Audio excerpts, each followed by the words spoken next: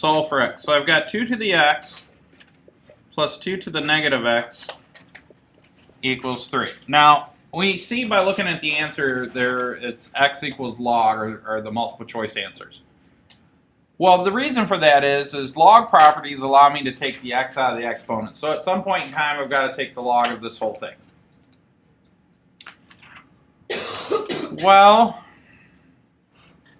the one thing I don't like about this is that I've got this negative exponent or power. So one way I could get rid of that is if I take the whole thing and multiply it by 2 to the x. Now, what happens is I get 2 to the x times 2 to the x. So I'm going to write it this way. It's 2 to the x squared. Then 2 to the x times 2 to the negative x becomes 2 to the 0, right? 2 to the 0 is 1. And then 2 to the x times 6 to the x. 3. No, not exactly. I'm just gonna leave it as 2 to the x times 3, and I'm going to write it that way specifically for a very good reason, and you'll see why in a second. But does everybody understand how I went from this line to this line? Yes. Okay. Now I'm going to subtract this 3 times 2 to the x and move it to the other side. So I have 2 to the x squared minus 3 times 2 to the x plus 1 equals 0. So what I have here is I have something squared,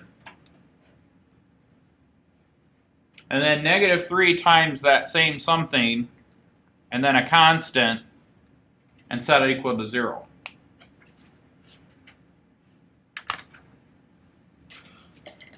What if I let 2 to the x equal u?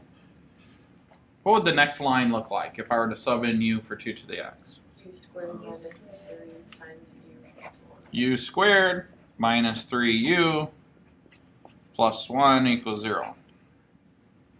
Do we know how to solve something like that? Yeah. Yeah? How do I solve that? Wouldn't it be u squared squared? I don't know. No, because 2 to the x equals u. Yeah, that 2 to the x is squared. Yeah, so it's u squared. Oh, I'm sorry. That's a good question. By the way, you weren't the only one. We did this third hour yesterday, and they asked the same question. Okay. So now, how do I solve this? Could you use it like, could you do it like you would do like with quadratic? Could you like factor it out? Probably the quadratic formula. Like this one won't factor. I already know because I did it before, and just to save time. But if you were to try to factor it, there's the factors of 1 are 1 and 1. What? And the factors of the leading coefficient is 1, so 1 times 1 is always going to be 1, no matter what you do. And I can never make it add up to negative 3. Okay? Does that make sense? All right.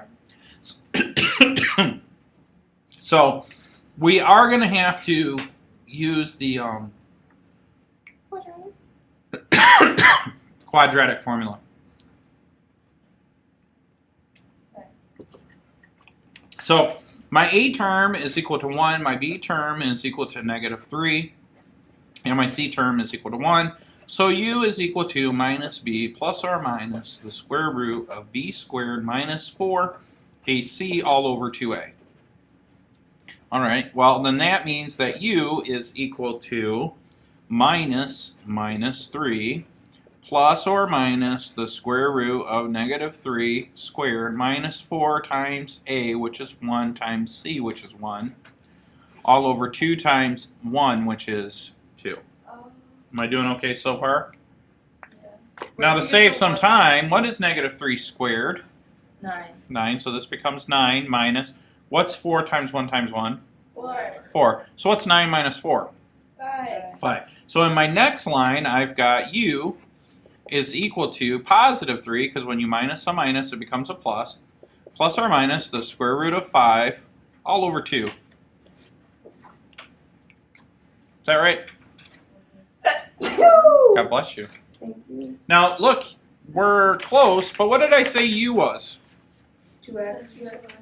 It was 2x. So I'm going to replace that 2x back in and say 2x is equal to 3 plus or minus the square root of 5